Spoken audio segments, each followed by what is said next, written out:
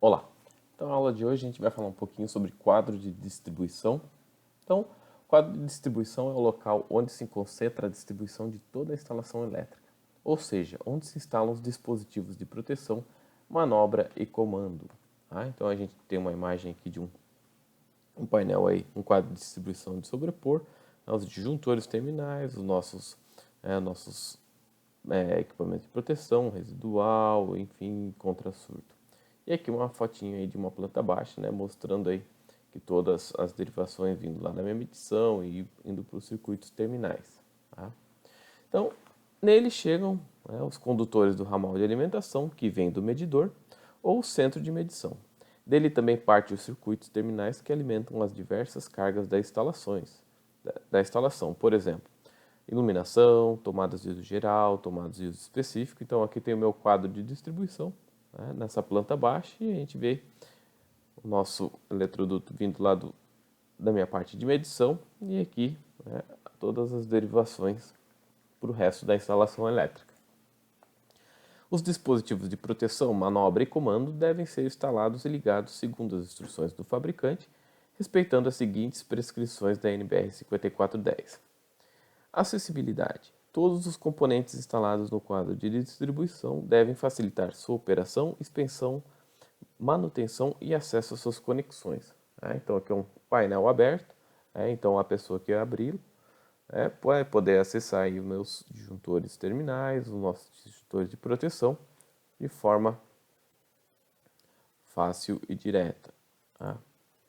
Identificação. Placas, etiquetas e outros meios adequados de identificação devem identificar a finalidade dos dispositivos de comando, proteção e manobra de forma clara. Tá? Então, normalmente aí, e utilizando a norma, né, a gente deve colocar uma identificação aí da função de cada um dos circuitos. Independência dos componentes. Os componentes devem ser escolhidos e dispostos de modo a impedir qualquer influência prejudicial entre as instalações elétricas e não elétricas, bem como entre as instalações elétricas de energia e sinal da edificação. Né? Então aqui eu tenho um painel elétrico de energia, né, de potência, vamos dizer assim. Logo ao lado a gente tem um quadro aí de telecomunicação, por exemplo. Então, quando for criar o projeto e determinar quais componentes, verificar aí se de alguma forma um pode interferir no funcionamento do outro, por exemplo. Componentes fixados na porta. Quando houver componentes instalados nas portas ou tampas do quadro de distribuição, tais como condutores e instrumentos, devem ser dispostos de tal forma que os movimentos das portas ou tampas não possam causar dano aos condutores. Então aqui tem um painel aberto, né? Esse aqui vamos dizer assim, não é um painel residencial, mas um painel de uma máquina, por exemplo. Mas a ideia é só mostrar aqui os equipamentos aqui colocados na porta para visualização externa. Podem ser lâmpadas, botoeiras, enfim, medidores, enfim. Importante que a fiação, os condutores que interligam a porta com a parte fixa, né, sejam dispostos de alguma maneira que evite, quando eu for fechar a tampa, não prensar os cabos ou ter cabo suficiente para eu poder fazer toda a abertura da porta e ao fechamento, né, novamente poder entrar no interior da caixa. Espaço reserva. Deve-se prever espaço reserva para instalações futuras, conforme a tabela seguinte.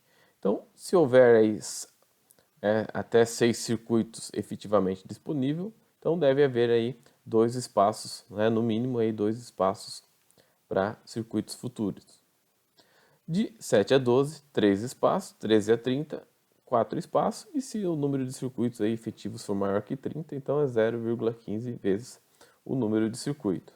Tá? E aí uma nota aí, a capacidade de reserva deve ser considerada no cálculo do alimentador do respectivo quadro de alimentação. Então aqui a gente tem um quadro padrão, né, para 3 fases, um sistema trifásico. Então o que nós temos normalmente dentro de um painel? Nós vamos ter nossos dispositivos de proteção, né, dispositivo diferencial residual, dispositivo contra proteção de surtos, nossos disjuntores termos magnéticos. Tá? Nesse caso aqui, como é um trifásico, nós temos o barramento das 3 fases. Tá? Temos aqui o barramento de terra, né, o barramento de proteção. Temos o barramento de neutro, né, as identificações, né, as nossas plaquetinhas, né, e a estrutura, né, que suporta todos esses equipamentos. Então, fazendo uma vista explodida, então nós temos a caixa, o suporte, o suporte da guarnição, né, o espelho, né, da placa, nossos barramentos de fase, nossos barramentos de neutro, terra, né, ou proteção, a porta, o puxador, a dobradiça, a guarnição e os parafusos de fixação aí da guarnição. Tá?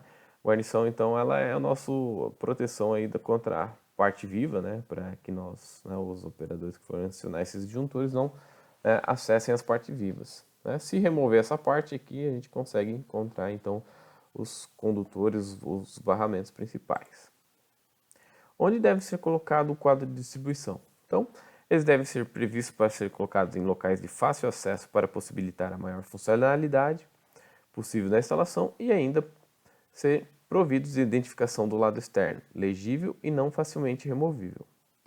A proximidade geométrica das cargas, possibilitando uma simetria entre as cargas da instalação. Os quadros de distribuição devem estar próximos aos centros de carga da instalação. Ou seja, centro de carga é definido como o ponto ou região onde se verifica a maior concentração de potência. A instalação dos quadros deve ser feita em locais seguros, não permitindo acesso a terceiros.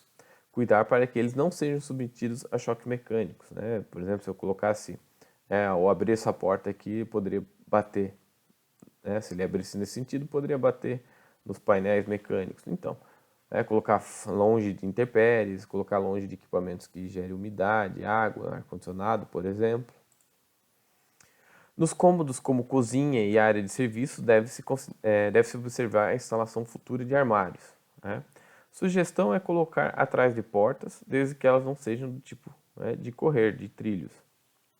Não deve ser instalado em locais onde exista a possibilidade de ficarem fechados à chave por determinado tempo. Por exemplo, sótãos, porões, depósitos. Né? Então, se uma necessidade, uma emergência, eu tiver que acessar o local onde está o quadro de distribuição e esse local está trancado à chave, vai dificultar aí a manutenção, enfim. A quantidade de quadros parciais a ser instalada depende do quê? Do número de centro de cargas, por exemplo, né, se for um apartamento, talvez um quadro seja suficiente. Se for uma casa sobrado, tipo sobrado, 2 andares, talvez eu possa pôr um principal e um em cada andar, por exemplo. Se for do tipo triplex, enfim. Então, deve-se considerar aí o tamanho da edificação, a quantidade de cargas e fazer, verificar o aspecto econômico de instalação de mais quadros parciais, também da versatilidade. Puxa, eu quero fazer a manutenção somente num quarto, eu não preciso desligar toda a minha instalação. Enfim, é uma análise aí que deve ser feita com o cliente aí durante a fase de projeto. Tá? Então, isso aí é basicamente sobre o quadro de distribuição. Tá? Então, espero ter sido simples e claro na explicação e até a próxima.